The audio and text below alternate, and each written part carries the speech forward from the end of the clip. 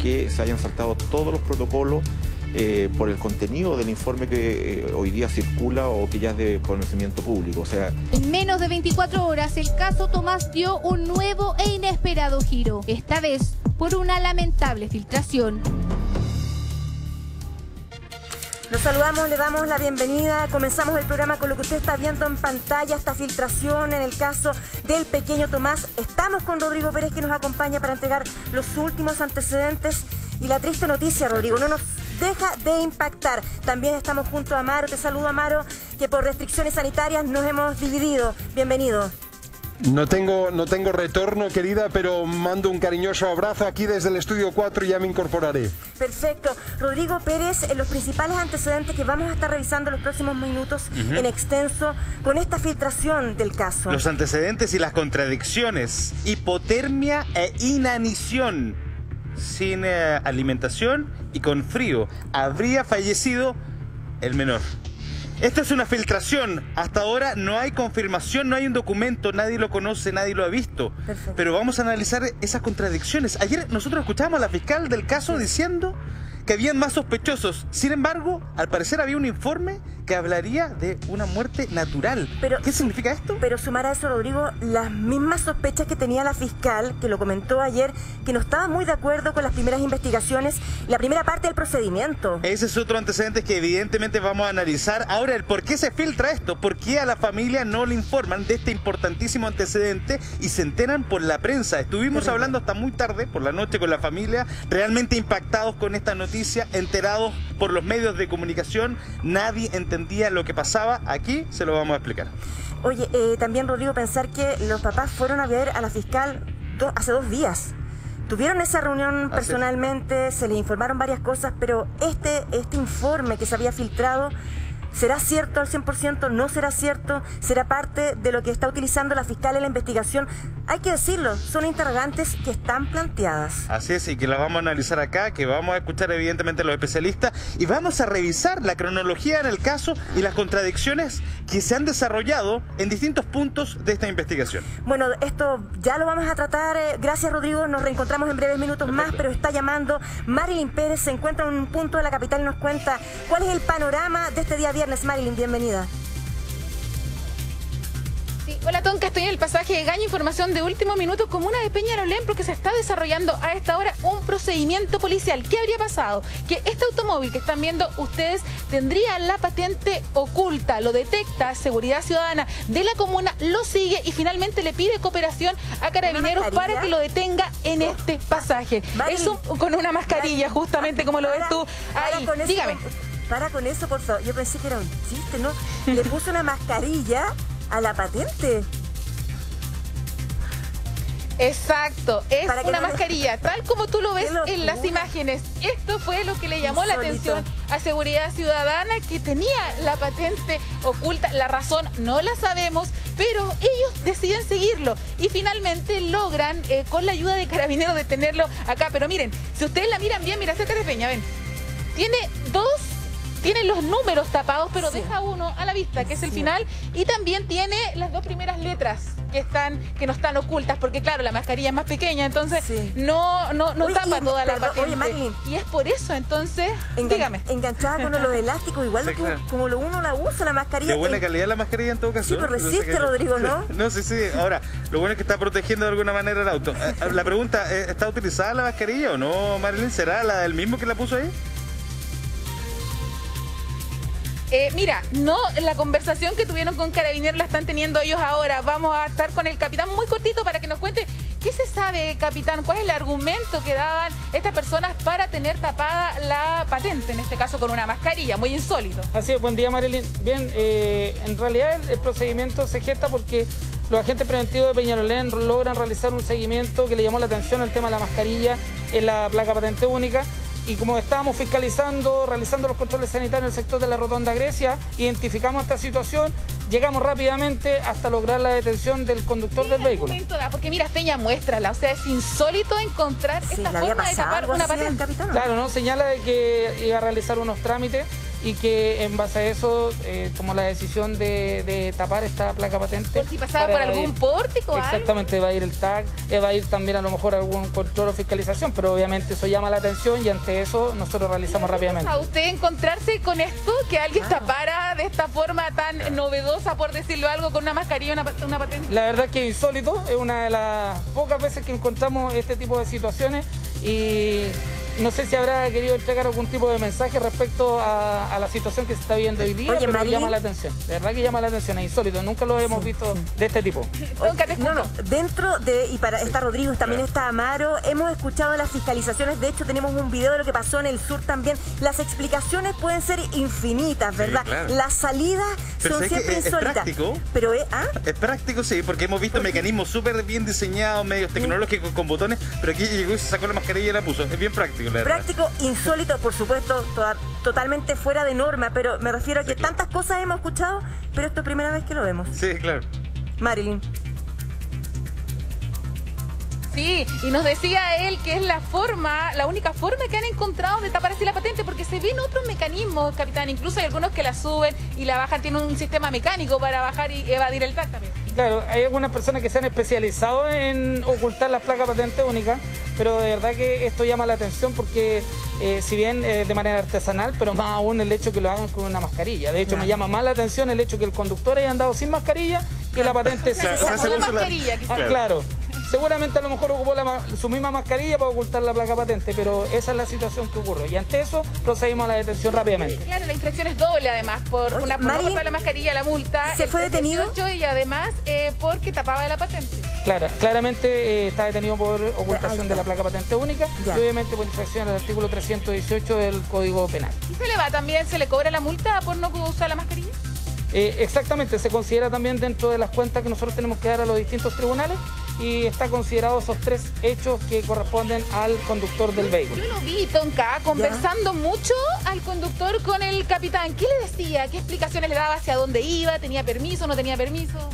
La verdad es que nos decía que empatizáramos un poco respecto a la situación de la pandemia, pero a la vez yo también le señalaba que él también tenía que ponerse en el lugar de todas las personas que se están desplazando hoy día, que son responsables, que sus desplazamientos los realizan solamente en caso de ser necesario y lamentablemente vemos una persona totalmente responsable que expone no tan solo a sí mismo, sino que también expone a terceras personas. Muchas gracias, capitán. Bueno, yo me quedo aquí con esta insólita noticia que tenemos de tapar esta forma una patente y también más ratito no me voy a ir de la calle porque le tengo una interesante nota con cifras con respecto a los portonazos y encerronas de las últimas semanas y también tenemos testimonio. Perfecto, Marilyn Pérez, entonces nos reencontramos para otro informe policial. Un abrazo, que estés muy bien, cuídese durante la jornada en la calle. Bueno, lo anunciamos desde un comienzo en el programa, impactados por la filtración en el caso del pequeño Tomás.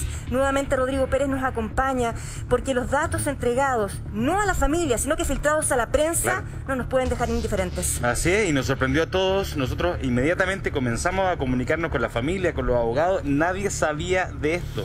Habían sostenido una reunión con la fiscal, fueron 30 minutos y en esa instancia no observaron este detalle porque no se les fue declarado.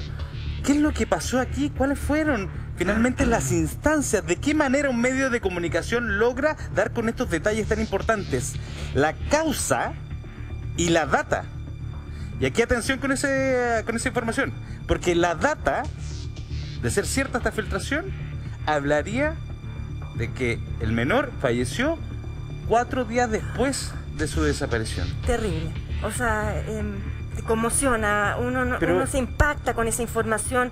Claro. Imagínate nosotros, usted en su casa, lo que puede estar pasando la familia del pequeño en el sur con estos datos, Rodrigo. No, yo no sé si la descripción alcanza para poder hablarles sobre cómo está esa familia. Evidentemente ellos necesitan un momento de intimidad, un momento de tranquilidad para poder digerir esta información que por lo demás viene a confundir todo. Escuchamos a la fiscal justamente hablar sobre un círculo mayor de sospechosos, pero además conclusiones que hasta ahora no serían certezas absolutas respecto de qué es lo que ocurrió justamente con el menor. Vamos a analizar todas esas contradicciones, Tonka, porque aquí es importante poner toda la información en contexto para que la gente lo pueda entender también en su casa. Y también preguntarse cómo es posible que se filtre una información así. Eso es lo que nos llama la atención poderosamente. Está con nosotros Daniel Tapia, exdirector del OS9. Daniel, gracias por acompañarnos porque nos va a explicar y poner en contexto esta filtración y cómo se va encajando en la investigación y en la información que tienen los padres y por supuesto nosotros. Y también está Marisa Navarrete, abogada exfiscal, también para darnos más antecedentes sobre este caso. ¿Cómo es posible que se filtre? ¿Esta información es fidedigna? Porque, ¿qué es lo que dijo la fiscal Cartagena? Que no estaba tan segura de las primeras informaciones. Tenemos una nota del departamento de prensa que pone en contexto estas últimas informaciones y luego lo conversamos entre todos. Estoy decepcionada de la información. Me esperé que me entregaran varios datos y solamente me dijeron que me iban a entregar a mi bebé.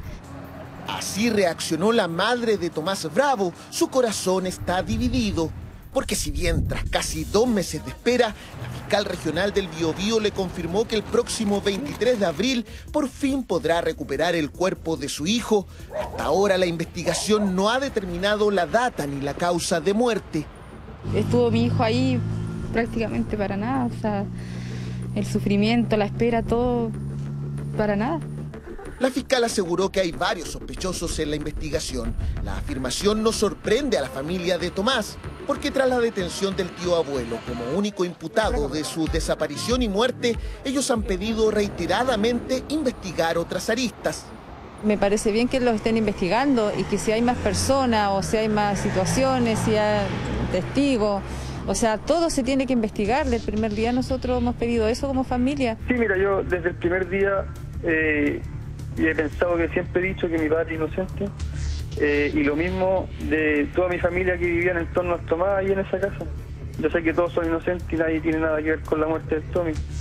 Por eso ahora la Defensoría Penal Pública solicitará el sobreseimiento de la investigación por inocencia. No hay ningún elemento serio que acredite su culpabilidad. Esto es preocupante y esperamos que estos errores no se vuelvan a repetir y que se aprenda que la única manera de imputar seriamente a una persona es con conocimiento científico. Los informes de algunas pericias específicas ya están en poder de los abogados de la familia. El representante de la madre de Tomás confirmó que hasta ahora esas indagatorias descartarían un ataque sexual al niño. De alguna forma, ese informe, aunque no diga nada, es importante y descarta esa posibilidad por ahora, a menos que exista una muestra que diga relación con alguna otra cosa y algún otro fluido que haya sacado y lo estén hoy día comparando y lo tengan, digamos, como parte de la prueba. No se ha desechado la hipótesis de la intervención de terceros. Por eso la investigación sigue abierta. Se solicitó un nuevo peritaje entomológico a la Universidad de la Frontera en Temuco, que podría ser trascendental para aclarar la data de muerte de Tomás. Ahí están parte de las informaciones del departamento de prensa y por supuesto tenemos nota y lo vamos a complementar en extenso hoy en el programa junto a Rodrigo Pérez. Daniel Tapia, como exdirector del OS9, ¿cómo es posible que una información así se filtre? Es posible, Tonka, porque lamentablemente falta rigurosidad en cuanto al manejo de la información. Estamos hablando a través de los abogados que han manifestado su preocupación y que se van a presentar querellas. Pero esto sucede lamentablemente en nuestro país. O sea, ya podríamos suponer de que la información que se está filtrando, que ya se filtró, sería cierta, ¿no? Porque hay un antecedente, Tonka, además que deberíamos comentar. La fiscal habría decretado abrir el secreto de la carpeta luego de esta filtración. Uno podría interpretar entonces que esta filtración tiene que ver con un documento real que existe en esa carpeta. A ver si se lo preguntamos a Marisa con su expertise como exfiscal. Marisa. Sí. Hola, buenos días. Ojalá que me escuchen bien porque no tengo muy buena señal. La verdad es que aquí es una cuestión bastante extraña lo que ha pasado con esta causa, ¿verdad? A mí el tema de la filtración, la verdad es que es lo menos grave de lo que puede haber pasado aquí. Lo más grave es que se imputaron responsabilidades. Lo más grave es que se estableció una hipótesis que no estaba sustentada con ningún antecedente. Por eso es súper relevante porque todos nos podemos equivocar. Por cierto, es muy importante que operen efectivamente los controles, Marisa, sobre todo en el tema penal. ¿Te refieres a que se acusó al tío abuelo? ¿A eso te refieres?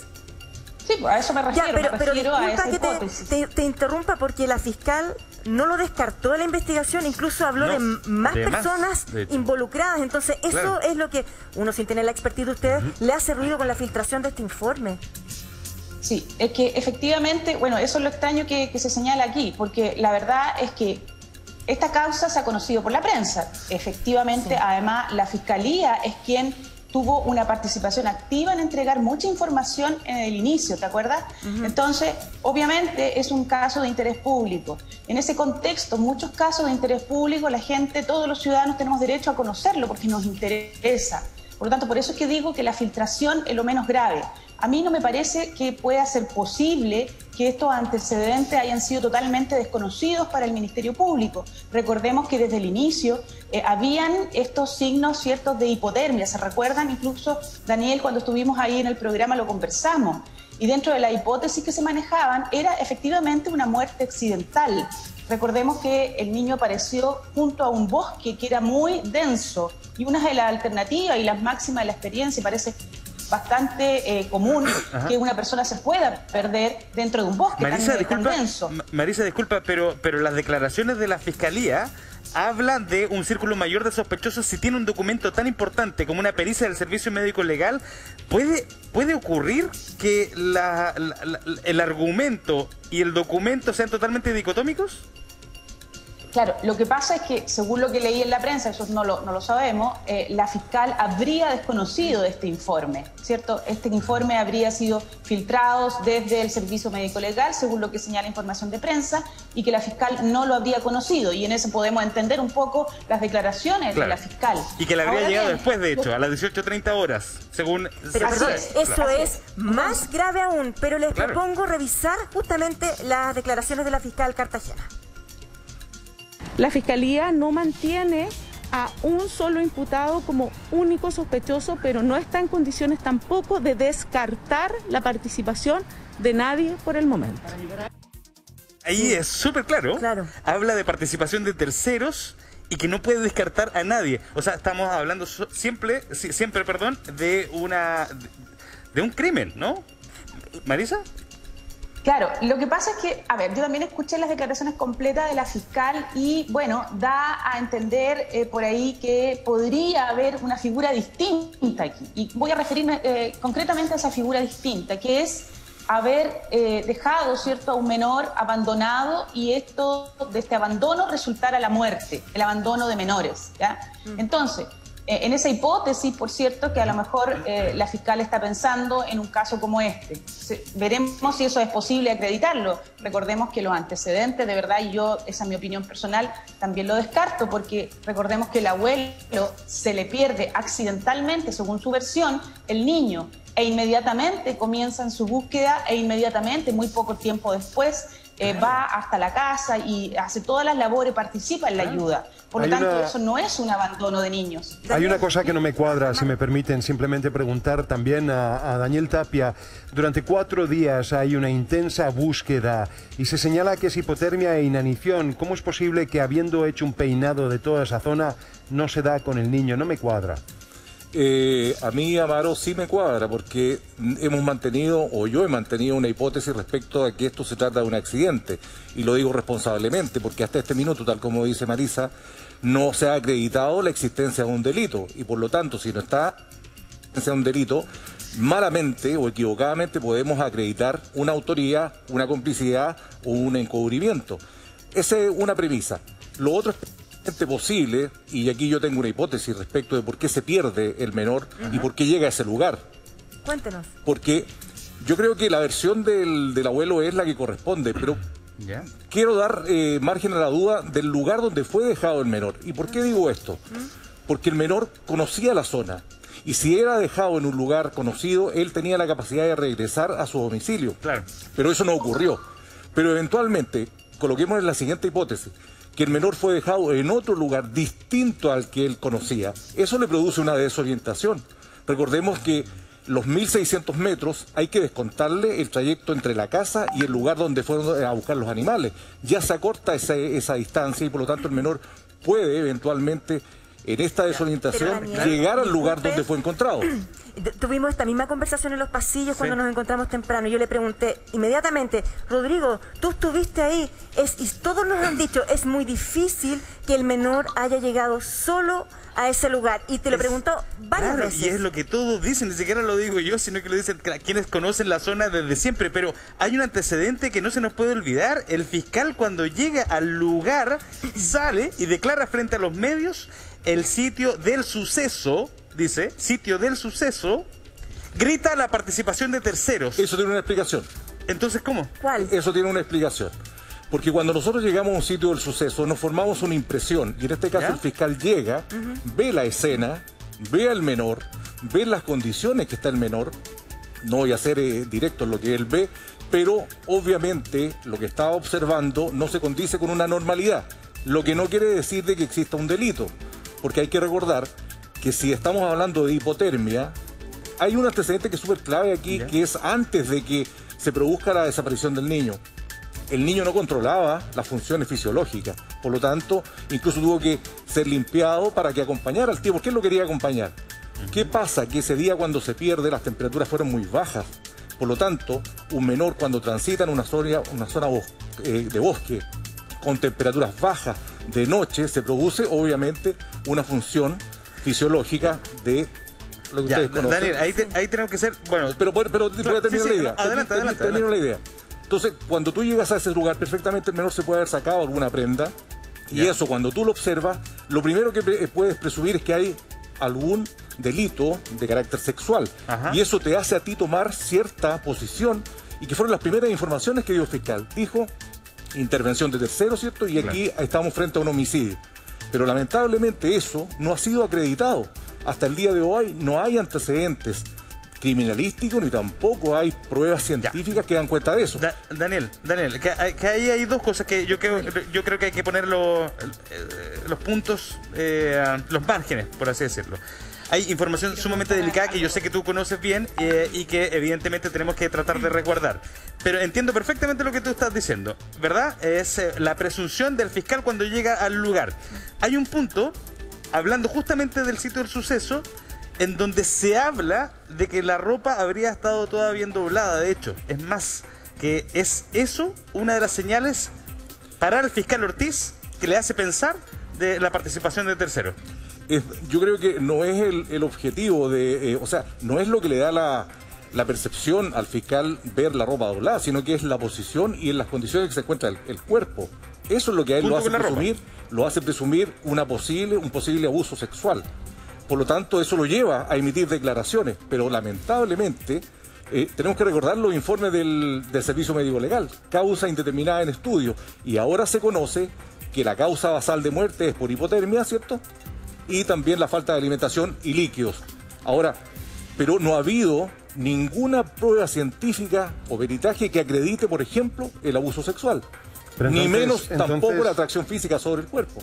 Entonces lo que ocurre, ¿verdad?, es que, a ver, tendríamos una fiscalía, en este caso, representada por alguien muy poco profesional, porque está hablando y se apresura para hablar de que grita la participación de terceros, y al poco tiempo estaríamos viendo a Jorge Escobar como la persona a quien se le apunta el dedo. ¿De qué estamos hablando?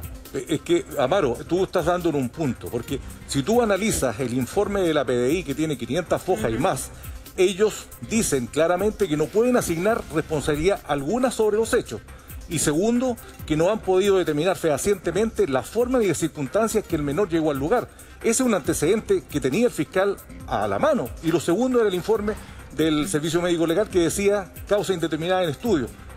Daniel.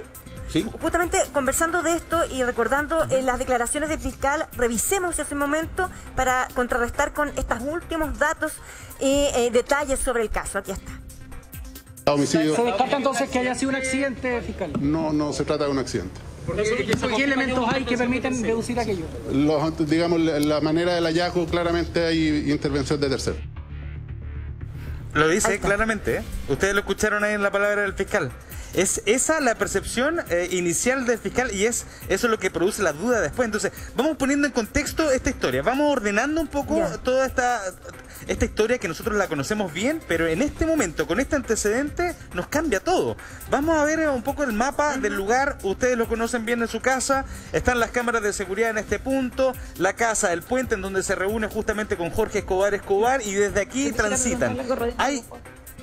¿Sí? Perfecto. Hay aquí justamente en este sector un testigo que habla de una segunda persona que habría sido observada trotando por el sector. El tío abuelo, y ustedes lo vieron también en el mapa que nos presentó ayer Jorge, Jorge hijo, que habla de este camino de tierra, y en ese sector también está, además, bueno, aquí tenemos otro personaje, ¿no? Que es este personaje llamado el Loco Memo, no sé si se recuerda, que también estuvo en un momento en la investigación. En ese punto se pierde el rastro, y luego si avanzáramos en el mapa vamos a observar justamente este 1,600 metros, mucho más adelante, director, por favor, en donde finalmente se encuentra a Tomás, y es en ese sector en donde todos dicen no es posible que un niño de 3 años y 7 meses pueda caminar solo. Es más, recordemos que fueron encontradas 2 de sus zapatillas. Es posible que un menor camine a pies descalzos justamente por un sector boscoso. ¿Y te puedo sumar algo más? Es lo extraño y lo que le produce las dudas también a la familia. Si 200 personas estuvieron recorriendo el lugar desde el primer momento, y si la información es fidedigna y él no perdió la vida en los primeros días, ¿cómo no dieron con el paradero? Yo me pregunto eso, ¿cómo no se dio con el paradero del pequeño? O sea, recordemos, no solamente habían civiles recorriendo el sector, se habló solamente en la casa cerca de 800 personas, 800 a 1000 personas, imagínate. Perfecto. Y sumado a eso, los especialistas de bomberos, de carabineros, por supuesto, del personal de la PDI, Marisa, es posible que toda esta zona, tú que has dirigido muchas investigaciones, pudiese ser rastreada con esta cantidad de gente y que finalmente no fuera encontrado durante 4 días en donde se mantenía con vida. ¿Es posible eso? Sí, bueno, efectivamente es posible, porque estamos viendo muchas deficiencias en las investigaciones. Evidentemente aquí los equipos de rastreo, la dirección del rastreo, evidentemente no fue la adecuada. Yo te quería preguntar, Rodrigo, ya que estuviste en el lugar, cuando estuvimos con Daniel, y Daniel mostró en su oportunidad un plano, había un camino, un pequeño camino que daba, que era como el destino natural por donde llegaba a esta sección de bosque, ¿verdad? Claro. Que era una alternativa que el niño haya querido voluntariamente, sintiéndose perdido, o buscando a su abuelo, haberse dirigido a ese lugar y haberse perdido en ese bosque. Los bosques son muy densos y tú te pierdes, una persona adulta se pierde, imagínate un niño. Claro. Por lo tanto, ¿es posible que el niño haya llegado a ese lugar desde donde se perdió? A esta altura del partido no podemos descartar nada, no lo hace la fiscal, menos lo voy a hacer yo, pero lo podemos ver.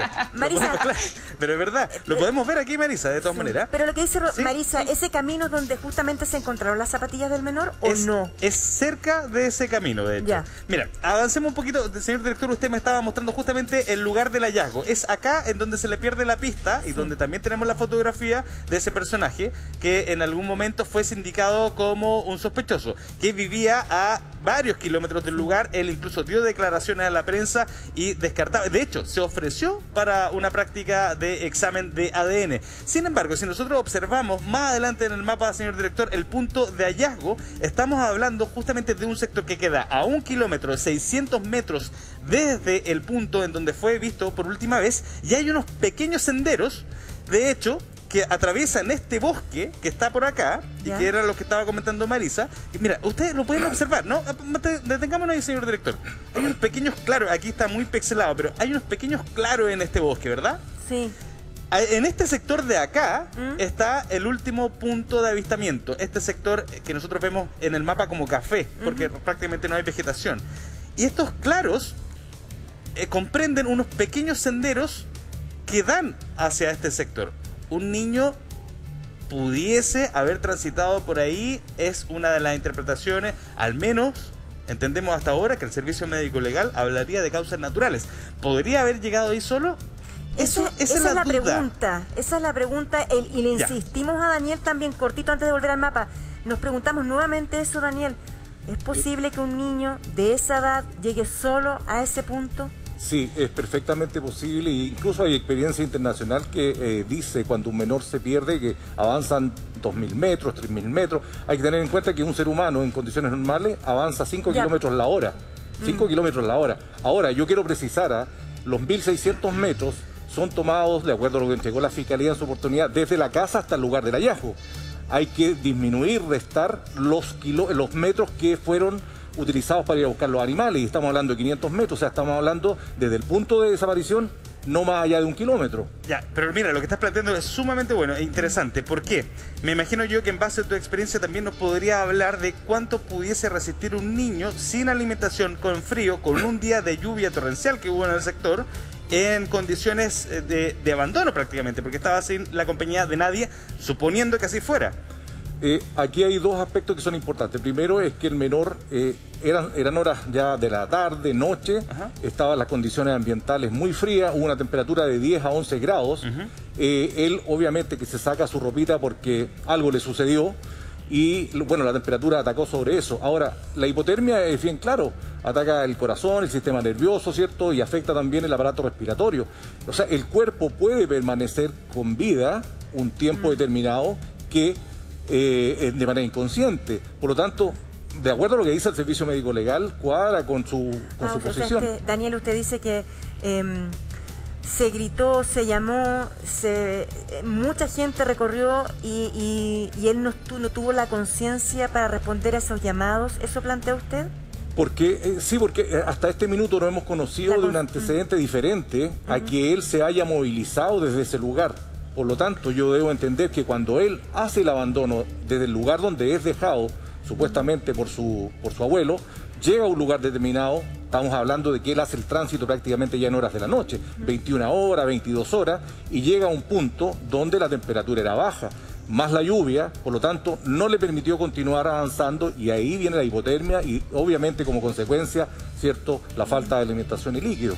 Ya, pero nos estamos olvidando del fondo de esta polémica, porque evidentemente la filtración de una información tan importante como esta generó una polémica en todas las familias, ¿no? En la familia tanto del padre como de la madre. El abogado de Moisés, del padre del niño, habló anoche, justamente cuando se enteró por la prensa sobre esto. Vamos a escuchar esas declaraciones. Ustedes van a solicitar que se investigue finalmente la filtración de este informe. Buenas noches. Efectivamente, nosotros hemos tomado conocimiento en horas de la tarde de esta supuesta filtración. En realidad no podemos calificarla aún como tal, como efectiva, porque no tenemos conocimiento o el documento, el informe que emitió el Servicio Médico Legal, pero consideramos de la máxima gravedad que se hayan saltado todos los protocolos por el contenido del informe que hoy día circula o que ya es de conocimiento público. O sea, nosotros consideramos que los padres de Tomás, sus familiares cercanos, merecen respeto y una información como la que se está hoy día a esta hora ventilando por los medios de comunicación debió haber sido entregada primero a los padres o a sus abogados para de esa forma comunicarla primero a los padres. Durante esta jornada sí sería efectivo que la Fiscalía recibió un informe del Servicio Médico Legal, aunque todavía el contenido del mismo ustedes como parte querellante no lo conocen. A ver, en lo concreto, yo siendo aproximadamente las 15 horas, recibí la primera consulta por un medio de comunicación respecto a lo que se está filtrando. No le di ningún asidero porque iba en línea contraria a lo que nos había sido entregado ayer. Por lo tanto, no le di mayor importancia hasta que esto se empezó a masificar. He tomado conocimiento de la información, tomé contacto obviamente con las personas a cargo de la investigación y me señalan que efectivamente llegó en el transcurso de la tarde un informe desde el Servicio Médico Legal, pero la Fiscalía, por lo menos ahora desde la tarde, no conocía el contenido, y lo que yo sí puedo dar certeza es que a los intervinientes, por lo menos a los abogados que representamos a Moisés, al padre de Tomás, no nos ha llegado información por ninguna vía de este supuesto informe. Y la última comunicación del Ministerio Público fue la que nos fue entregada el día de ayer y que es de conocimiento, digamos, de la reunión que sostuvimos ayer. Es gravísimo lo que dice el abogado Chávez. Son los mismos medios de comunicación que empiezan a llamar por teléfono a él, me imagino al abogado Díaz, a las familias, informándoles de esta filtración. El desconocimiento es total. Por supuesto que genera tremenda incertidumbre en cada una de las familias. Una pena, insisto en la pregunta, se lo decía a Daniel, ¿cómo es posible que se genere esto? ¿Cómo es posible que haya una filtración así? Más encima, el antecedente que entrega Rodrigo, que la fiscal se habría enterado de esta información horas más tarde. Sí, claro. Mira, perdón, el tema de la filtración es relevante, pero no es lo más importante. ¿Por qué? ¿Y por qué digo esto? Sí, pero Daniel, disculpa, entiendo que en términos policiales no sea lo más relevante. Sí, pero mira, en términos de la familia es sumamente relevante. Es sumamente relevante. Yo estoy hablando desde el punto de vista investigativo, criminalístico y policial. Claro, no, lo entiendo. El tema es el siguiente, que la Fiscalía hace una declaración el miércoles. Independiente de que ese informe se haya filtrado o no, iba a salir después de la declaración de la fiscal. Y igual se iba a producir el efecto contrario a lo que la fiscal dijo. La fiscal habló de 2 puntos bien importantes. Primero, la entrega del cuerpo. Y segundo, que ella tenía sospechosos, pero que no podía acreditar ni desacreditar o descartar su participación. Y que el informe de la OCAR no le era suficiente e iba a pedir otro informe a la Universidad de la Frontera. Claro. Punto. Pero la causa basal salió después.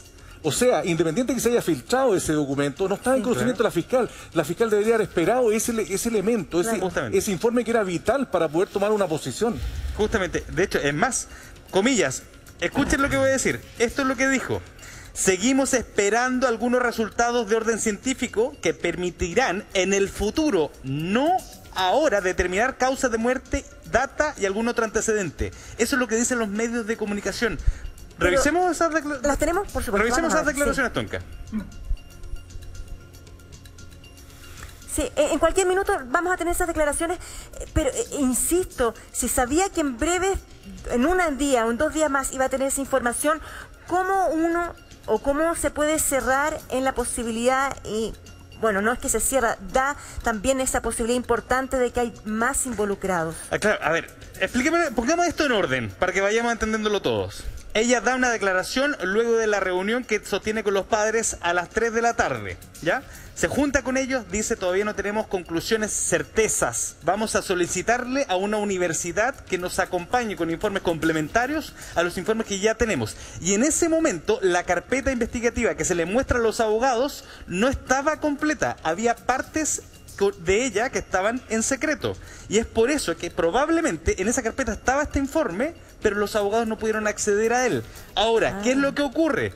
Que luego de eso se reúne con un personal del Servicio Médico Legal y ella, sin saberlo, le llega este informe a las 18:30 horas. Ahí en ese momento se enteró sobre esta información y antes o en paralelo los medios de comunicación ya sabían. ¿Vamos a escuchar las declaraciones de la fiscal? Vamos a escuchar. Quisimos conjugar, haciéndole justicia al dolor de estos padres, que por un lado y de la forma más rápida puedan recibir a su hijo y por otro lado, respetando los tiempos de la ciencia, podamos darle a la pregunta fundamental de cómo y cuándo falleció Tomás tiempos científicos adecuados, justos. Efectivamente hay un histopatológico de la autopsia, un histopatológico bucal, un informe de entomología proveniente de la OCAR y algunos otros informes más específicos que también provienen del Servicio Médico Legal. Eso es lo que hoy día se recibió. Ese informe establece datos que a nosotros nos han parecido aún preliminares, razón por la cual ya hemos, y lo mismo se les fue informado a la familia, hemos decretado una pericia entomológica universitaria para poder ampliar un poco las conclusiones que aparecen en el primer informe entomológico, que no nos satisface del todo, sobre todo desde el punto de vista de la base científica de sus conclusiones. De tal manera que estimamos necesario abrirnos a una conclusión más amplia y de un nivel algo mayor, sin, por favor, y que no se entienda que menospreciamos lo que hemos obtenido, sino que queremos tener mayor información y información con mayor fundamento científico. Lo conversé con Moisés y con Estefanía. Nos parece fundamental, y discúlpenme que así se los diga, que ellos lo entiendan, lo importante que es que este aspecto, que esta etapa del trabajo que se está haciendo, se haga con tiempo.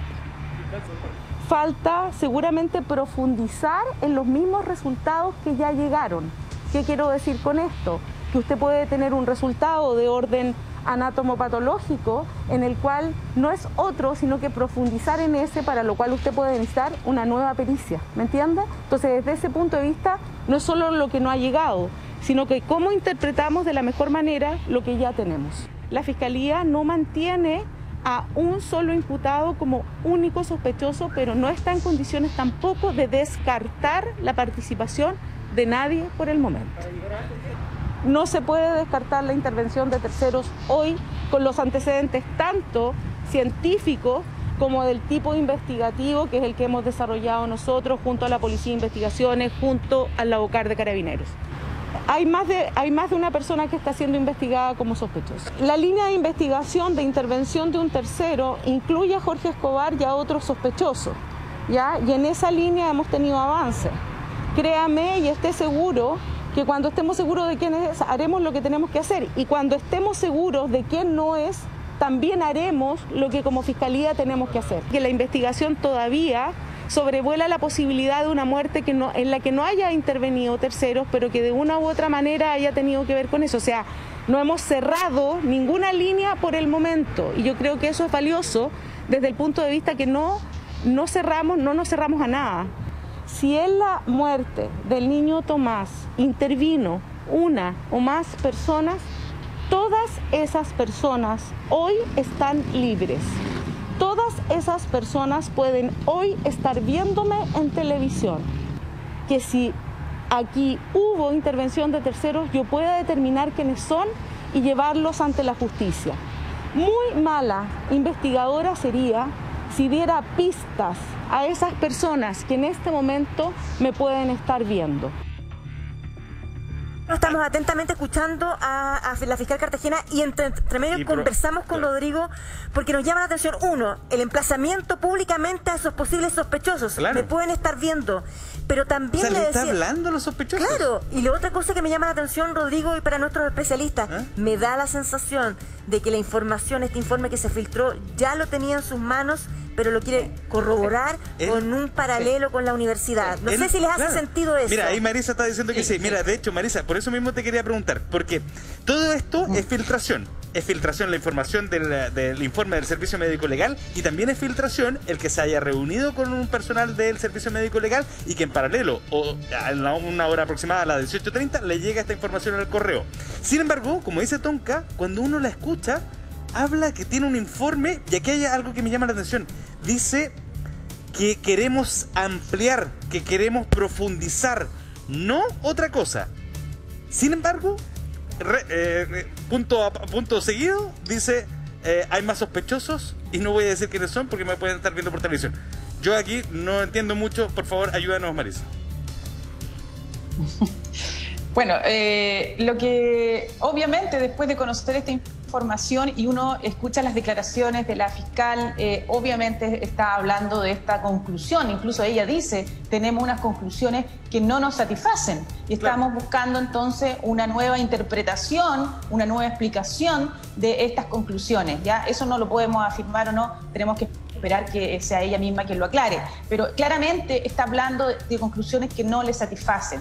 Pero recordemos que hay un antecedente que se dijo y no lo hemos conversado, un antecedente que es un examen bucal donde se encuentran importantes hallazgos para eventualmente darnos con la hipótesis de un abuso sexual. Recuerden ustedes ese informe, ¿cierto? Ustedes están en conocimiento.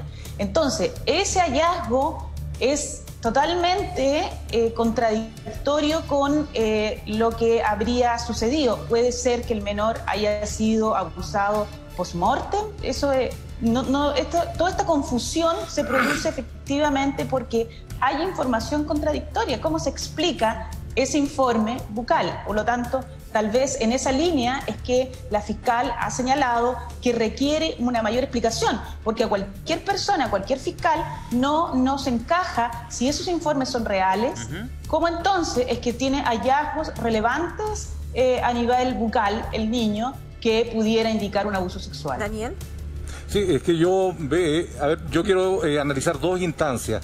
Cuando se formaliza, cuando se le imputan los cargos al abuelo, el fiscal fue sumamente categórico. Claro. Dijo que se había abusado de la confianza de la madre, que se le había llevado al menor a un lugar solitario, ¿cierto?, desprovisto de seguridad, claro, y que abusando de su fuerza física había coaccionado al menor, introduciéndole un elemento contundente, flexible al interior. Le pediría que no entremos en detalles por el horario de Daniel. En detalles no. Claro, pero se entiende a lo que va Daniel. Claro. Eso es lo que dijo el fiscal cuando formaliza. Claro. Pero hoy día nos encontramos con la fiscal regional que dice que no hay elementos convincentes.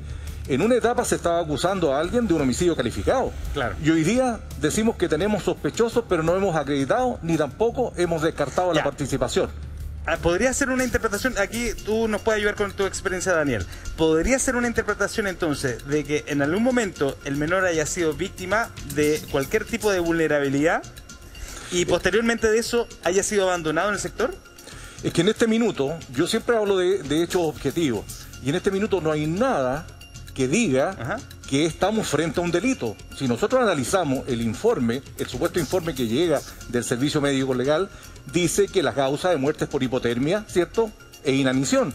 Por lo tanto, no me está diciendo que aquí hay una conducta dolosa, me está hablando de un accidente. Ahora, que una persona lo haya llevado a ese lugar o lo haya dejado ahí, eso es otra parte de la investigación. No sé si me explico. Pero, Daniel, pero también entiendo de la información, tenemos claridad que esa información podría ser 100% fidedigna, todavía no es revelada desde la Fiscalía, pero se filtró. Si fuera así, ¿cómo es posible que 2, 3, 4 días un niño haya llegado a ese punto? Y además, insisto, le puse 200 personas, 500 personas, buscando, gritando, rastreando todo el terreno. Y sin nadie pausa, lo vio. Y nadie lo vio. Y cómo también, para Marisa y para Daniel, no hubo esa interacción. O sea, entiendo al tercer, cuarto día, pero al primer día. Perdona, y además estás dando por sentado que además el niño no se mueve. El niño puede perfectamente haberse movido. Oye, Amaro, pero mira, recordemos ese momento. Es un lugar rural. Imagínense ustedes a 500 personas, 800 personas gritando Tomás. ¿Y él no lo escucha durante 4 días? Eso es lo que llama la atención, Marisa. ¿A ti te llama la atención ese punto? No sé si la perdimos, Marisa. Daniel, cuéntanos.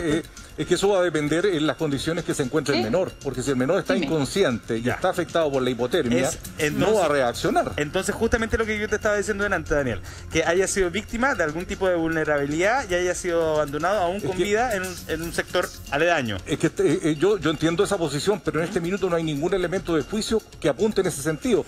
Pero el sentido común, yo sé que el sentido común no sirve, pero uno dice, insisto con el punto, Rodrigo ha estado ahí, todos los que conocen el terreno lo comentan. Para un adulto es muy difícil llegar por esa cortada, no por el recto, por la cortada del cerro a ese punto. Y siempre se lo preguntamos, un niño dice, es casi imposible, o me equivoco, insisto. Espera, es que me acabo de acordar de un dato. Y aquí Daniel se va a acordar muy bien y Marisa probablemente también. Hay un informe de la OCAR de Carabineros que habla de cómo fue trasladado.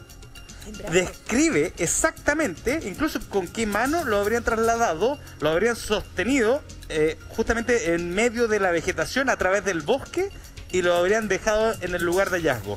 Ese informe quizás, a propósito de este informe del Servicio Médico Legal, a lo mejor haga algún sentido en esa misma línea y en lo que está diciendo Daniel. Eso fue el informe de la OCAR y el fiscal lo utilizó en su alocución. Sí, Daniel. Ese es el informe entomológico que hace la OCAR y que le da, tengo yo entendido, el sustento al fiscal para presentar la formalización y la imputación de cargo. Pero hoy día ese informe para la fiscal regional no es suficiente, las conclusiones no son suficientes. Por lo tanto, ella está haciendo referencia, tengo entendido, no al informe del Servicio Médico Legal, está haciendo referencia al informe de la OCAR y que de ese informe quiere ampliarlo con otro informe entomológico. Daniel, suponemos eso, no lo sabemos con certeza. No. Si uno revisa las declaraciones de ella está haciendo referencia a ese informe. Porque a mí me da la sensación que se podría estar refiriendo al otro informe, al que después conocimos. A ver qué dice Marisa. Marisa, ¿nos estás escuchando? Sí, a ver, el informe de la OCAR fue bastante cuestionado. ¿Se recuerdan ustedes que fue cuestionado ese informe porque no lo suscribió como la OCAR, sino un funcionario policial en forma individual? tenía conclusiones que no se basaban en los hallazgos, sobre todo pensando en que había un informe de la Brigada de Homicidio, que es la policía que normalmente hace este tipo de investigaciones. Entonces, la verdad es que tal como lo señaló la Defensoría Penal Pública en la audiencia, es muy cuestionable ese informe. Yo coincido con Tonka que al parecer lo que se está refiriendo la fiscal son a los informes que determinan una causa, ya sea la causa indeterminada o la causa efectivamente una causa accidental. Y lo que quiere es complementar ese informe para llegar a la conclusión de cómo el niño falleció de forma por inanición y por hipotermia, porque tampoco, obviamente, eso descarta cualquier otro delito que pudiera haber existido. El tema es que ¿qué antecedente hay objetivo, científico, de que aquí hubo un delito? Por lo menos el único antecedente que yo escuché científico era este informe de histopatológico, no recuerdo si era ese en la categoría bucal, donde encuentra hallazgos al interior de la boca del niño y que le permiten ir por la línea que estableció el fiscal. Ya, Marisa, pero mira, tú que te no preguntabas, haya sido la causa de muerte. Tú te preguntabas cuáles son los antecedentes que nos deberían llegar a pensar una u otra hipótesis. Nosotros tenemos una nota, porque justamente hablamos de una eventualidad en el caso de que el niño haya desaparecido y haya fallecido de muerte natural. Vamos a revisar esa nota, porque esa nota finalmente nos pone en contexto esta otra arista que no ha sido tan explorada. Vale, a ver, cuéntanos, ¿qué contiene la nota? Justamente estuvimos hablando nosotros, porque esto ha sido tema, nosotros lo hemos conversado después del programa muchas veces, en donde nos preguntamos, antes de esto, ¿será posible que él se haya extraviado y que finalmente haya fallecido de causas naturales? Tenemos una nota con nuestros antecedentes. Vamos a revisarlo y al regreso lo seguimos comentando.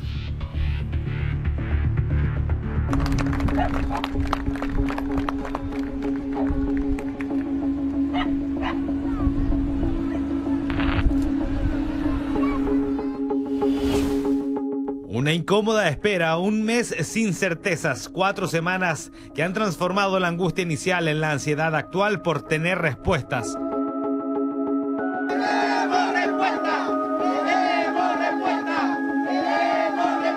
A medida que va avanzando los días y los elementos criminalísticos que hemos recogido desde los diferentes ámbitos de la investigación, puede haber una que tenga o que vaya tomando algún tipo de fuerza desde el punto de vista criminalístico, pero no obstante ninguna de ellas se ha descartado hasta el momento. ¿Quién o quiénes son los responsables? ¿Quién sabe la verdad? ¿Quiénes están tras el crimen? Pero, ¿existe otra alternativa? ¿Y si no se acreditara la responsabilidad de terceros tras lo que ocurrió? ¿Y si la justicia determinara que todo no fue más que un accidente? ¿Será posible tal argumento? Que sus pasos se perdieran por el bosque, que caminara sin rumbo hasta ser encontrado 9 días después a 2 kilómetros de su casa. ¿Pudo ser este un lamentable y triste accidente? La conclusión de la Policía de Investigaciones en este punto es que en este estadio procesal no es posible imputar responsabilidad a nadie por el hecho investigado. La búsqueda por responsables, la falta de antecedentes, las teorías que respaldan y las que lo descartan. El caso de Caripilún, a un mes de la desaparición. ¿Dónde está la verdad?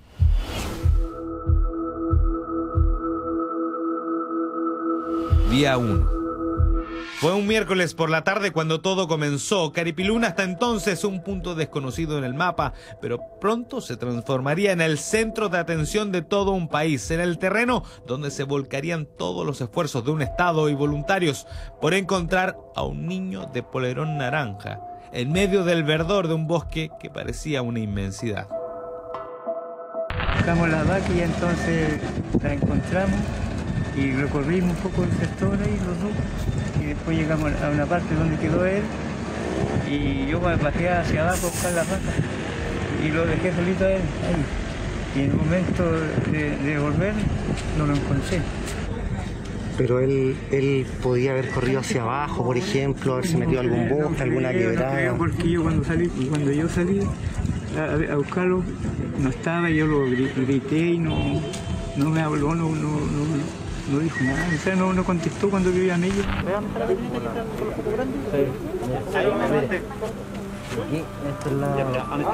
es la quebrada que hay. Por favor, no se olviden del tema del silencio, que es muy importante.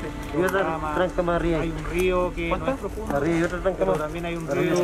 8 kilómetros recorridos por el aire y la tierra hasta que fuera encontrado a solo 2 de distancia desde el punto del supuesto extravío. Tenemos que informar sobre el hallazgo de un cuerpo de un menor que está siendo periciado por personal de la PDI. Todos nos preguntábamos, ¿cómo había llegado un niño de casi 4 años hasta acá? Conforme los antecedentes que hemos vertido, que nos parecen que establecen largamente la justificación de la existencia de un delito y largamente al menos una presunción fundada de participación, nos hacen presumir también fundadamente que el imputado, conforme a este antecedente, que en 3 días más, 2 días más, se puede saber ya científicamente, además de todos los antecedentes que hemos dado, su participación en el delito. Sin causa de muerte determinada, sin pruebas contundentes contra el imputado, sin explicaciones respaldadas por la ciencia hasta ahora, ¿pudo ser un accidente? ¿Un niño perdido en medio del bosque? ¿Algo que llamara su atención? ¿Algo que lo motivara a caminar por un sendero desconocido? Los siguientes son los argumentos en contra.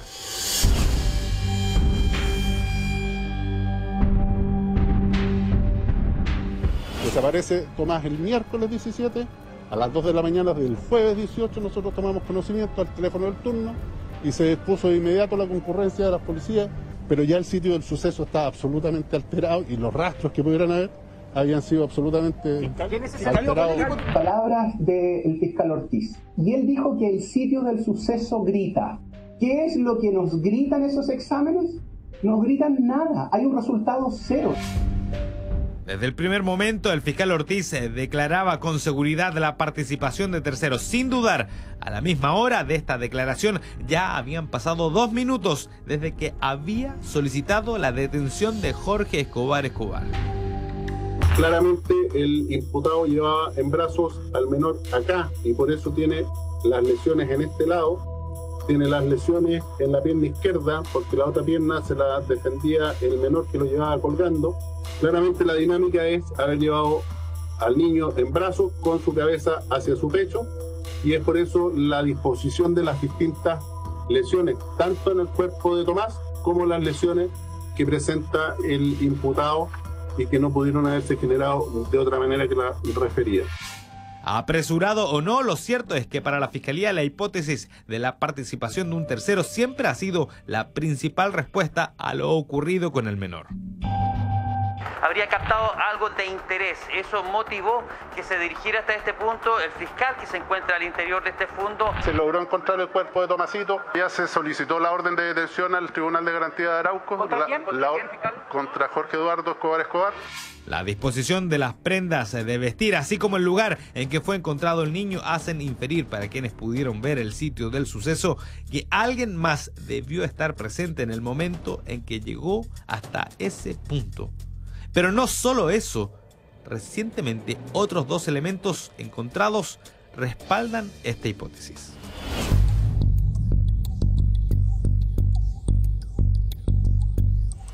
Primero fue una, luego sería la segunda. Ambas zapatillas del niño habrían sido encontradas alejadas del sitio del hallazgo, a pocos metros una de la otra.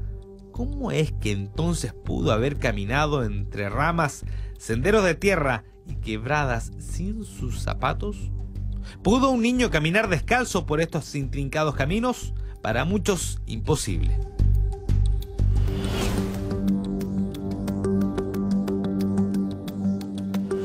...1.6 kilómetros de distancia en línea recta... ...desde el último punto donde fue visto... ...el simple recorrido ya se transforma en un desafío para un adulto... ...según quienes conocen el sector... ¿Pudo entonces caminar solo por este terreno... ...en medio de la noche, justo el día en que se extravió? De haber estado ahí el niño cuando nosotros salimos a buscarlo, inmediatamente que nos avisaron lo habíamos encontrado, porque no es un lugar que no es imposible. Entonces fue inmediatamente esa corazonada de abuela y nosotros familia, no, el niño no está acá y siempre hemos dicho que no está, y que no está, y que no está. ¿Pudo haber llegado solo? Muy difícil, por el cerro. Porque hasta 2 kilómetros no creo que haya andar tanto.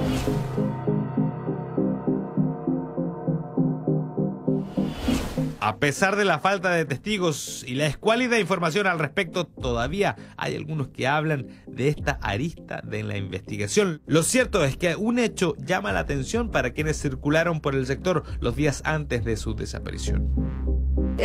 Los vecinos, yo nunca vi, pero hay muchos vecinos, más de 7 vecinos que vieron a un vehículo plomo que siempre merondeaba por estos lugares y pasaba muy lento y se quedaba justo arriba en el cerro. Eso para mí es súper sospechoso y para los vecinos igual. ¿Pudo tener relación con la desaparición y traslado del niño hasta el punto de hallazgo? Para algunos, nada resulta ser concluyente. ¿La teoría de un accidente podría entonces tomar fuerza?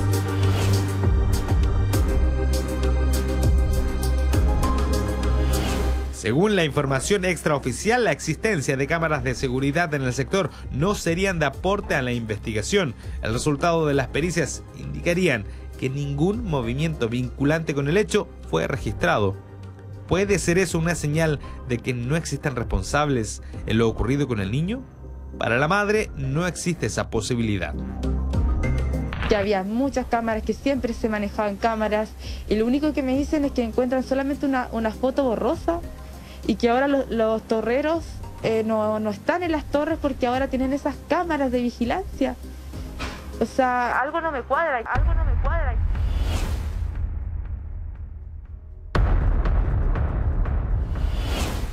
Según el relato de Jorge Escobar, al momento de la desaparición no existía ninguna otra persona en el sector del que pudiera sospechar. Los animales, el niño y él eran los únicos identificados en la zona. ¿Pudo entonces Tomás caminar sin rumbo por su propia voluntad, justo en sentido contrario de la ubicación de su hogar? Yo bajé hacia abajo a buscar la vaca y lo dejé solito a él ahí.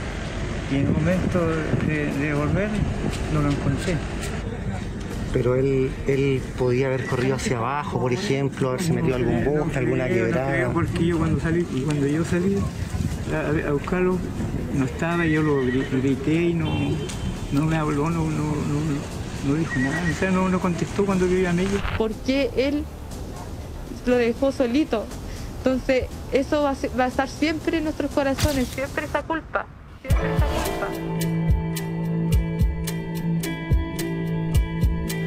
Uno de los principales problemas es también uno de los argumentos de quienes creen que esto pudo ser un accidente.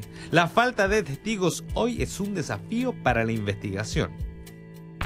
Acá, como nosotros lo hemos podido evidenciar, existen insuficiencias, existen contradicciones, existen problemas insalvables el día de hoy que presenta particularmente la prueba científica. Es apresurado, su señoría, el día de hoy tratar de establecer una causa de muerte, porque no existe ninguno de los informes médicos legales, ni siquiera el odontológico establece una causa de muerte. Existen inconsistencias.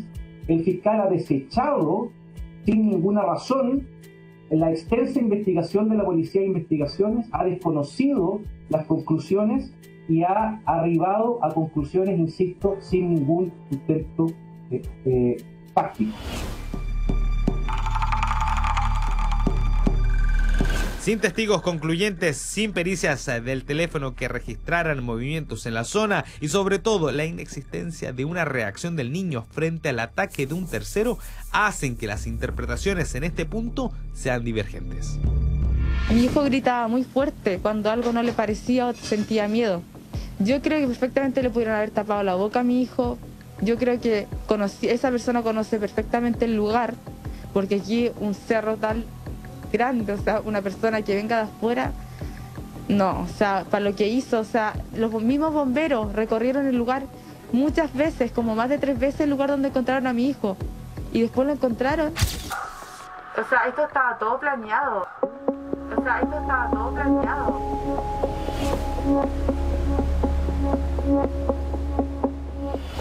Señalado desde el primer momento como un personaje de interés, el sujeto que tomó una fotografía en el sector y con un nutrido prontuario por otros delitos, decidió dar la cara y mostrarse dispuesto incluso a realizarse exámenes de ADN para comprobar su inocencia. ¿Pudo entonces no haber visto nunca al niño en la zona? cuñado creo que me dijo que alguien le había mostrado una foto de un hombre que se había sacado en el lugar donde justo fue parecido el hecho de mi hijo, y fue como a las 7:30, algo así, 7:45, y después este hombre la borró. Pues justo en las horas coincidían igual con el horario de que andaban mi tío y mi hijo allá. Son tantas las hipótesis, las dudas en el caso, que pretender saber hoy realmente qué ocurrió resulta aventurado. Las teorías de un tercero parecieran tener más fuerza, pero sobre todo por una explicación psicológica. La necesidad de encontrar a un responsable, una reacción de análisis para Alex Droppelman. La gente, digamos, ¿no es cierto?, tiene tanta impotencia, tanta frustración y tanta rabia por ese dolor, que lo que va a tender es a buscar o a querer encontrar que exista un culpable que pueda pagar por tan injusta muerte. De ahí viene, digamos, ¿no es cierto?, y se puede entender la tan rápida respuesta y tan poco prolija respuesta del fiscal inicialmente en hacer la acusación de una persona que quizás pueda ser inocente, digamos, no lo sabemos. En ese caso, entonces, la teoría más difícil de explicar o de aceptar es que esto haya sido un accidente. Para los que quieren sangre, quieren juzgar a alguien sin importar cómo, para los que quieren un chivo expiatorio, obviamente, que es la que los deja más desprovistos, digamos, de legitimidad de venganza. Lo cierto es que hasta hoy desconocemos cosas básicas en la investigación, como la causa de muerte. La data aún está en duda. Las razones de por qué fue encontrado en aquel lugar tampoco. Un duelo difícil de asumir para una madre que hoy espera despedir a su hijo. Encontrar las respuestas para comenzar a entender qué fue lo que cambió sus vidas para siempre desde esa tarde de miércoles, un 17 de febrero de 2021. Estamos en contacto con la abuela paterna. No la hemos escuchado durante mucho tiempo. Yo me imagino que está muy consternada con esta información. Elisea Salazar, la estamos escuchando. ¿Cómo está? Aquí estamos consternadas porque tantas cosas, tantas mentiras, tantos engaños, que nosotros como familia, como dicen que Tomás caminó tanto estrecho solo, imposible. Imposible llegar allá a Tomás solo, porque esa parte nosotros lo conocimos, aún nosotros, siendo adultos, cansados, agotados, subiendo para arriba buscando a Tomás, porque nosotros después de 3, 4 horas buscando donde indicó el tío abuelo, que Tomás se le perdió porque él los utilizó a todas las autoridades, a todos, jugó con los otros, jugó con las autoridades, imposible que Tomás esté ahí. Siempre yo lo indiqué, siempre dije, Tomás no está aquí porque en 2 horas, media hora y 50, con toda la gente que andábamos, con toda la gente. Yo cuando llegué, como a las 9:30, ya había bomberos, carabineros, había personal, los vecinos ayudando a buscar a Tomás. Yo estuve ahí. También el hombre me hizo jugar ahí con mi familia. Y lo empezamos, y después salimos de ese lugar, fuimos a buscar la camioneta con mi esposo. Una sobrina se llama Yarisa, yo las nombro porque me gusta ser sincera. Y son compañeros.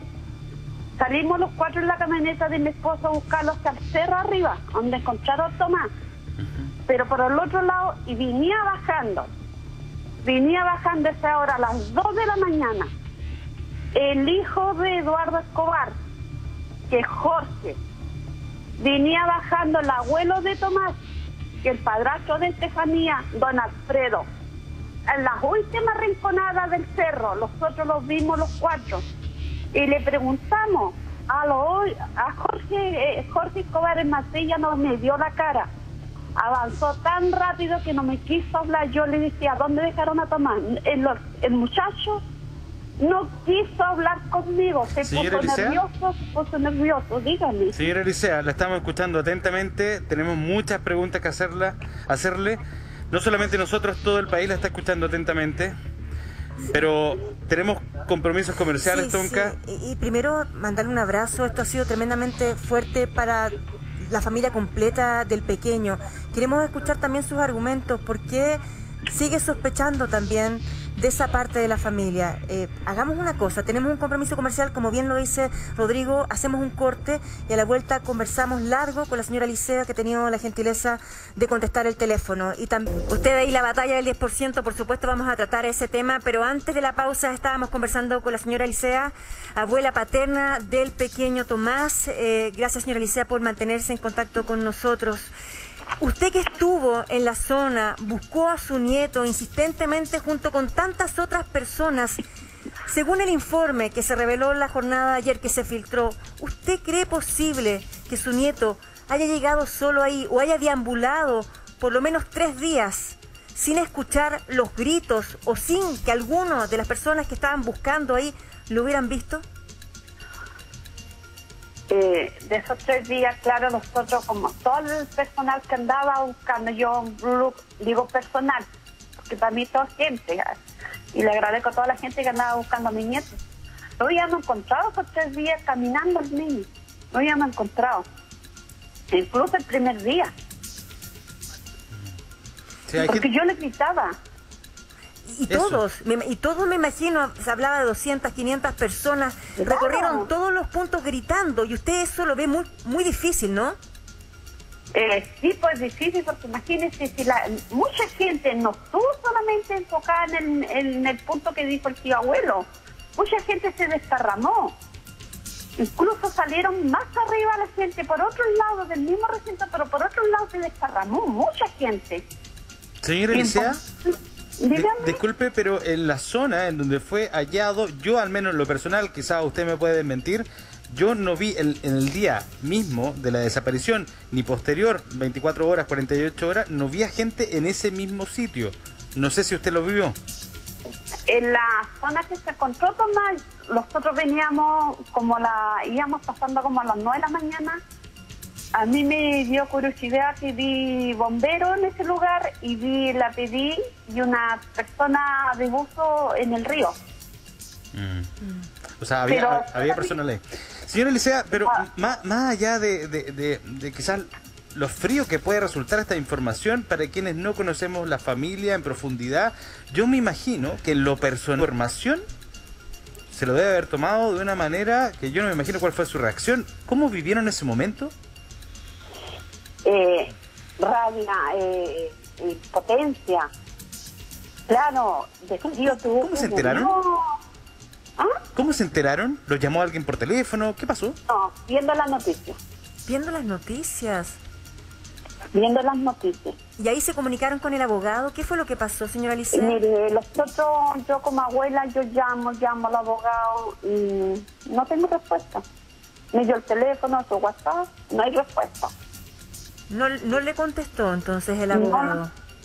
Entonces estábamos todos indignados, todo porque que digan que el niño caminó, todo ese trayecto a nosotros como mi esposo conoce todo ese campo, porque él también es heredero de esa parte. Y nosotros íbamos a la leña, y es imposible que Tomás siguiera el rumbo para arriba, es imposible. Señora Licea, lo decía Rodrigo, un golpe para las dos familias. ¿Cómo está su hijo? ¿Cómo ha vivido este último momento? Ha sido todo muy duro, pero enterarse, y de la forma en que se enteraron de este informe, lo debe haber golpeado mucho. ¿Usted lo ha acompañado en este proceso? Sí, mire, yo estuve estos 2 días con él, fui a verlo ayer. Está durmiendo porque ya tomó está tomando las tabletas, el remedio que le dieron. No habla. Anoche recibí un mensaje que él iba a venir, yo le puse que yo iba a bajar otra vez a verlo, pero mal, como papá mal, porque imagínense que digan que el niño murió de hipotermia. Yo eso, porque las noches fueron muy heladas, terrible los fríos. Sí, bueno. Sí. Estábamos fríos y siendo un bebé, no lo voy a soportar los hielos. Señora Licea, yo sé, porque la he escuchado, he estado al lado de usted cuando usted ha apuntado los dardos solamente en una dirección. Sin embargo, ayer nosotros escuchamos de voz de la fiscal que habría un círculo más amplio de sospechosos que estarían investigando a otras personas. Es más, la fiscal los emplaza y dice: no les puedo decir cuál es su nombre porque probablemente me estén mirando por las cámaras de televisión. ¿Cómo se tomó usted esa información? Ella apuntó los dardos igualmente que yo. ¿Usted cree que hay más sospechosos? Sí, sí. Y eso nosotros como familia estamos todos en la misma punto de la fiscal. Entonces finalmente se condice con lo que decía Pedro Díaz ayer a Marilyn Pérez, ¿no? ¿Te acuerdas que justamente declaró eso? Nosotros tenemos ese material. Señor director, ¿podemos pasar a revisar esa declaración del abogado de la familia? Sí. Vamos a observarla y al regreso lo comentamos con la señora Elisea. ¿Qué fue lo que se le dijo ayer a la familia en la reunión? Se le entregaron informes, al parecer, ¿o no? La fiscal dice que nos hizo llegar a cada uno de los intervinientes en la tarde a través del correo electrónico. Y en esa oportunidad lo que ella hizo referencia y que de alguna forma hay que decirlo, digamos, y ella también lo dijo ayer, es que no le pareció los resultados, no le dio una satisfacción los resultados de la pericia que hizo la OCAR. Por lo tanto, esa pericia la iba a solicitar a la Universidad de la Frontera. Una de las noticias importantes para los padres, especialmente para la madre que está muy complicada, el día 23 será entregado al cuerpo para que en definitiva se realice todo lo que corresponde a la sepultura de Tomasito. ¿Qué pericias van a pedir ustedes extras? Los informes no dicen se concluye que la data de muerte es de tal rango, no se concluye así, sino que los informes dan a entender y lo que entregan son resultados. La data de muerte que se entregó al principio yo la puedo colegir solo de la querella, de las querellas presentadas y de la formalización, que ello habla de un homicidio calificado y atribuible a una persona. Eso se está diluyendo día a día con los resultados de los exámenes. ¿Pero varía el informe entregado por la abogada? Lo que pasa es que hay una data de muerte entregada por la Policía de Investigaciones que trabajó en el sitio del suceso, una data de muerte que entregó el Servicio Médico Legal, y ahora hay una, no data de muerte, pero hay resultados de ciertas pericias que habla de otros fenómenos. Entonces ahí se genera este conflicto de a quién le creemos. Nosotros recorrimos los lugares, tomamos los tiempos, las distancias y no hay tiempo para que el imputado hubiera realizado las acciones que involucran a Tomasito. Abogado, descartando ya de parte de ustedes en un casi 90% al imputado, ¿existen otras personas sospechosas para ustedes? Es una comunidad rural y esta comunidad rural tiene la particularidad de conocerse todo. Entonces es mucho más fácil poder determinar, digamos, a quién le podemos pedir declaraciones y a quienes hace ruido el hecho de haber estado en algún lugar el día de los hechos. Cada día aparecen más personas que podrían saber algo. Abogado, hay una persona clave que lo dice uno de los testigos, que es un camionero que ve a cierta persona con ciertas características, está en la carpeta. Esa persona, a su juicio, para usted, tiene que volver a ser entrevistada, ya fue ubicable, no el testigo clave, sino la persona que ve el testigo clave.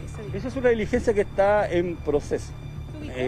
Hay bastantes piezas de la carpeta que están reservadas por la Fiscalía, me parece pertinente, y esas diligencias que están reservadas, dentro de esa está esta diligencia de ubicar a esta persona y otras. Puede ser alguien que fue pasando, que alguien que ese minuto pasó. Es importantísimo, si esa persona nos escucha y todo, se acerque a la Fiscalía de su testimonio, para de esa forma nosotros ir descartando y ir avanzando con la investigación, quizás por otras líneas. De todas formas, las pericias que se puedan repetir o lo que se pueda hacer ya en el sitio del suceso no se puede hacer porque se levantó todo. Entonces, más que alterado, fíjese que el sitio del suceso, donde fue el sitio de hallazgo, por darle un nombre específico, ese lugar no está muy alterado. Nosotros ya solicitamos 2 pericias y creo que vamos a realizar una este fin de semana. ¿Cuál sería esa pericia? Es una pericia fotográfica que vamos a realizar a Tomasito y que nos permitiría establecer o revelar ciertas hematomas o ciertas lesiones que no son visibles al ojo humano, con una cámara que tiene unos filtros especiales, y de esa forma también nosotros aportar a esta investigación que está realizando los forenses. Mira, no hay lugar a dudas de que efectivamente el sitio de hallazgo, en donde se encontró a Tomasito, él no pudo haber llegado a ese lugar, a lo menos. Ahí están las declaraciones del abogado Díaz. Seguimos conversando con la señora Licea. Le volvemos a agradecer, le volvemos a enviar ese abrazo, señora Licea, para usted, para toda la familia. Cuéntenos, señora Licea, ¿qué fue lo que le dijo su hijo después de la reunión con la fiscal Cartagena? ¿Qué le comentó de esa conversación? Mire, no pude hablar con mi hijo cuando llegó a Arauco porque llegó súper mal, mal. Él llegó a encerrarse en su pieza, solamente llorar, y yo no le he visto su cara, pero está mal, porque yo hablé con el papá, su pareja, no sale de su pieza, porque quedó mal con la que le dijeron de cómo, la manera, no sé qué más le dirían adentro, porque fue el papá a acompañarlo. Pero mi hijo está mal, porque nosotros con mi hijo, mi familia, recorrimos todo el campo, lo recorrimos, no estuvimos solamente en un solo punto. Y para nosotros es imposible que Tomás se haya movido solo para arriba. Bueno, señora Licea, eso es lo que dice, bueno, las personas, no solamente usted, en las notas, nuestro público lo ve, todos los testimonios que Rodrigo pudo tomar, estuvo desde el primer día allá, comentan lo mismo, Rodrigo. Sí, claro, todos concluyen lo mismo, y es más, yo creo que hasta en términos científicos también se ha puesto en entredicho esa teoría, a pesar de que tenemos este informe del Servicio Médico Legal. Ahora, yo no sé, Daniel, si es que tú nos puedes aportar aquí con un análisis general, porque la verdad es que se entiende poco, y probablemente tú que estás en tu casa mucho menos entiende estas contradicciones. ¿Es posible que una investigación siga su curso natural con la confianza que requiere de las familias a propósito de cada una de estas contradicciones y errores, por llamarlo de alguna manera, Daniel? El proceso de investigación hay que entenderlo como algo complejo. Está la línea investigativa, la parte criminalística que desarrolla la policía, ¿cierto? Pero también hay ruido que se genera en torno al proceso de investigación. Tenemos ruido, por ejemplo, versiones de testigos de supuestas personas que fueron vistas en el lugar, de vehículos, de conflictos con empresas, las cámaras de seguridad, y todo eso va de alguna manera afectando al proceso de investigación. Aquí hay que hablar de hechos concretos. ¿Y por qué yo digo que en este rompecabezas falta una pieza? Porque tenemos el lugar del hallazgo, tenemos la causa basal de la muerte dado por el Servicio Médico Legal, o que va a aparecer hoy día de manera oficial, pero nos falta el cómo llega a ese lugar. Y eso es lo que a mí me falta. ¿En qué sentido? Que no logro vincular esa pieza que falta con terceros. ¿Por qué terceros? Ahí está la contradicción, y esa pieza falta en este rompecabezas. Y a propósito de este informe, señora Licea, donde se determinó que su nieto falleció de frío y de hambre, ¿usted cree que eso es posible? ¿Usted cree que puede ser posible que Tomasito haya fallecido de eso sin que haya intervención de terceros?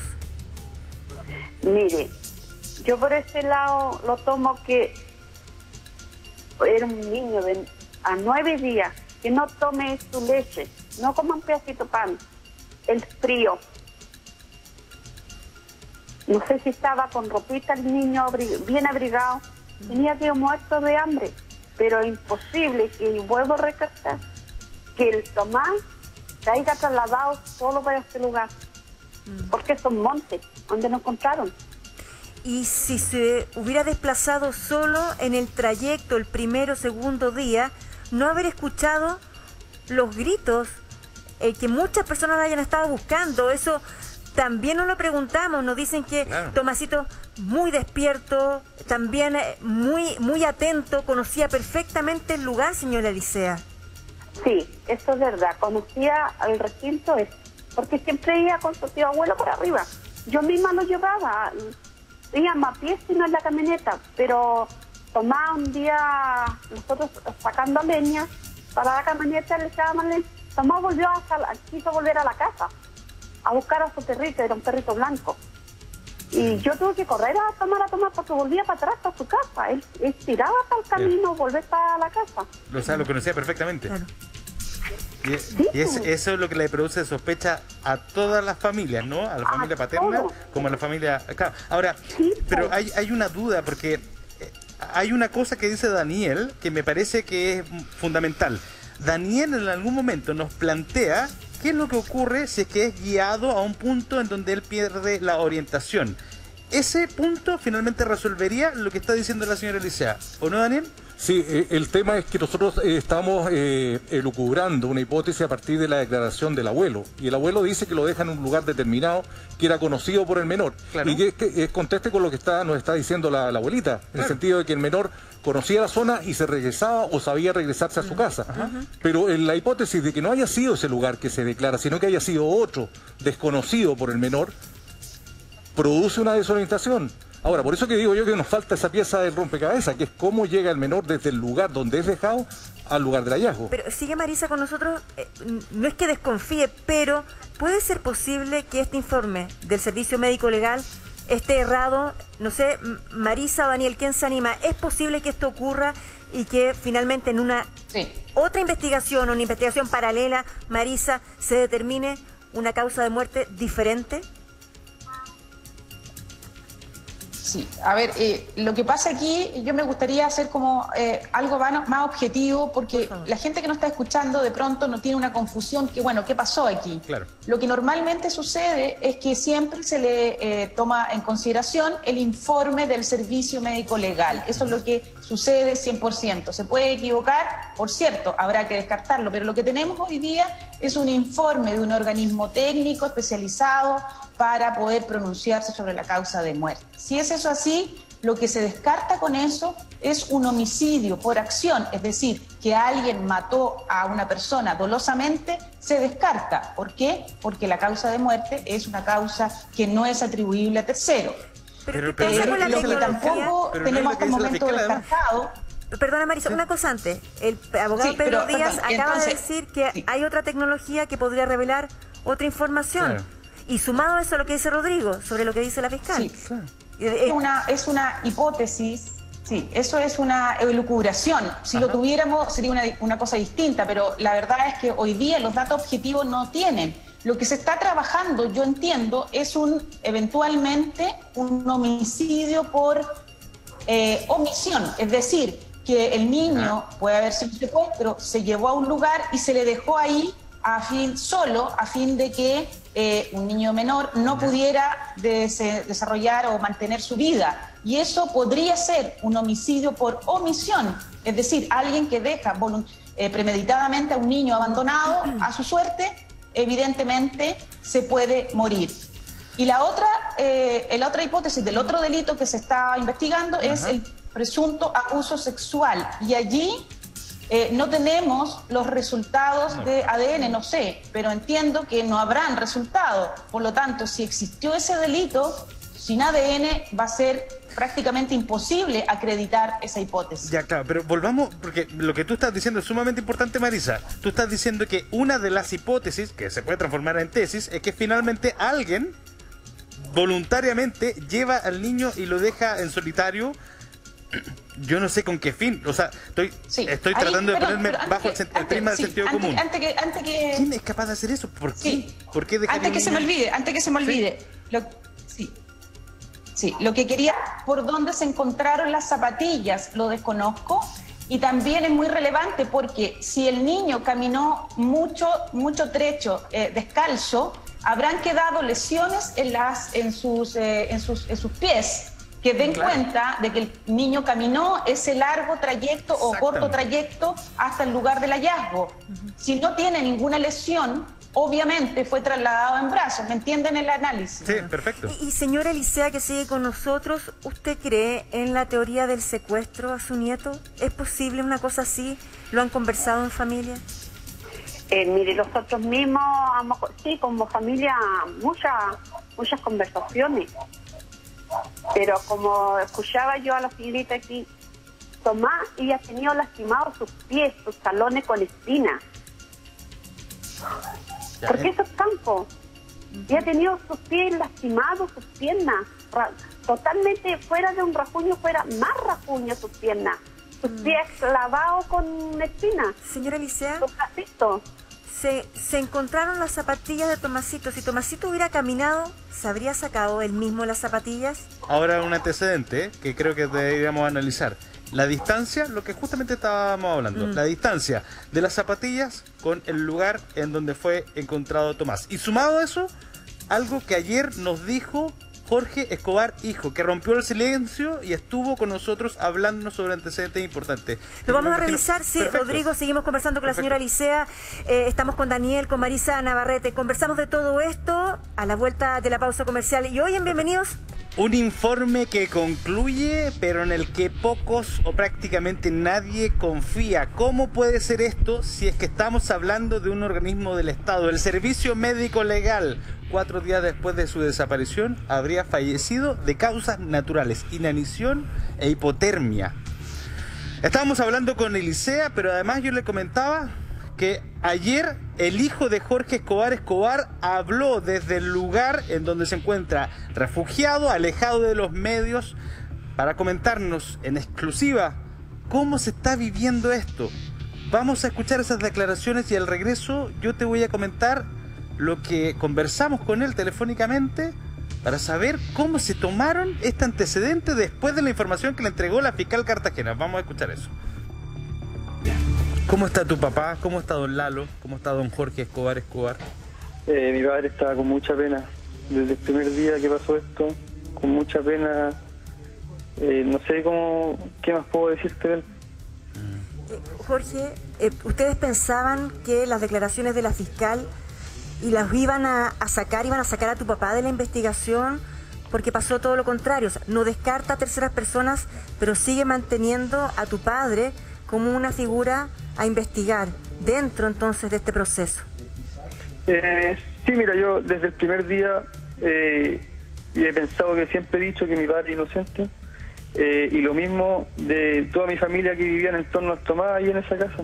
Yo sé que todos son inocentes y nadie tiene nada que ver con la muerte del Tommy. Yo pensé que lo iban a descartar, pero si no lo quieren descartar, que sigan investigándolo, no van a poder pillar nada de él ni nada de nadie de la familia, pero que no se olviden de las demás líneas investigativas. Eso es lo único que me importa en este momento. Jorge, ¿cómo fue tu reacción y la de tu papá ayer cuando escucharon a la fiscal decir que no tenían exámenes concluyentes y que más aún tenían más sospechosos? ¿Cuál fue esa reacción, ese momento? ¿Cómo lo vivieron? ¿Dónde estaban? ¿Cómo lo escucharon? Bueno, estamos... en realidad, por una parte nos dio rabia, cómo no tenían algo más concreto a todo el tiempo que ha pasado ya desde que se encontró al Tommy, y por otra parte que nos hayan dicho que ya hay más sospechosos. Por una parte eso igual es bueno, eso te dice que están buscando por otro lado, que no están centrados con la familia solamente. ¿Y cuál fue la reacción de tu papá? ¿Qué fue lo que te dijo? ¿Cuál fue la conversación que tuvieron? No, con mi padre conversamos y dijimos, yo le dije que tuviera calma. Bueno, uno le pide tranquilidad a la gente en este momento, pero es difícil. Entonces, es difícil tener calma con toda la incertidumbre que tiene uno, con toda la pena y con toda la rabia, es muy difícil. Lógico. Pero hay que dejar que la justicia haga su trabajo, ¿no? Empezó con muchos errores, pero yo creo que ahora se están arreglando las cosas y que se están empezando a hacer bien. ¿Y tu papá qué te decía cuando tú le pedías calma? No, él sabe que es inocente, pues entonces él lo único que quiere es que lo saquen luego de la investigación, y que él piensa que solamente lo están investigando él. Y yo pienso lo mismo, de hecho. No sé si Jorge le quiere decir algo a la señora Elisa, porque ella siempre ha confiado en tu papá, ha cerrado filas dentro de todo lo que ha sido este proceso terrible y esta investigación, pero como dice, es mi familia y yo la amo. Jorge, no sé si le quieres decir algo. Bueno, ya sabes lo que yo siento por mi familia. No tengo nada que confirmar ni decirle a ella todo el cariño. Fue una de las personas que estuvo en mi niñez, que hizo de mí una buena niñez. Y de esta vamos a salir y se vieron los responsables, de eso no tengo duda. tiempo que pasa es la verdad que huye, dijo un famoso litigante francés. Y yo agregaría, la confianza también se desvanece. Elisea Salazar, cuéntenos, ¿confía usted hoy día en la justicia? Señora Elisea. Han cometido tantos errores en la justicia que a veces fallan como humanos, fallan como justicia, ya no hay quien creerle. Porque se han cometido tantos errores, tanto dolor a las familias. Yo me pongo el dolor de esas niñas que murieron en Santiago y todavía no le hacen justicia. Esas niñitas que el papá las mató y que Carabineros falló. Entonces ya nosotros como familia, el país entero, yo hablo por el país entero, ya no confiamos en la justicia. Cometen muchos errores. Señora Elisea, nosotros le mandamos nuevamente ese abrazo, mucha fuerza. Todos esperamos que se conozca la verdad y saber realmente lo que pasó con su nieto. Así que vamos a estar atentos cada día. Gracias por contestar el llamado y ustedes saben, toda la familia sabe, lo que necesiten para transmitir a través de la pantalla del canal. Aquí estamos. Mucha fuerza y esperemos tener buenas noticias dentro de lo terrible de la información, pero esclarecer el caso, conocer la verdad, señora Elisea. Un abrazo fuerte y cariños también a su hijo Moisés.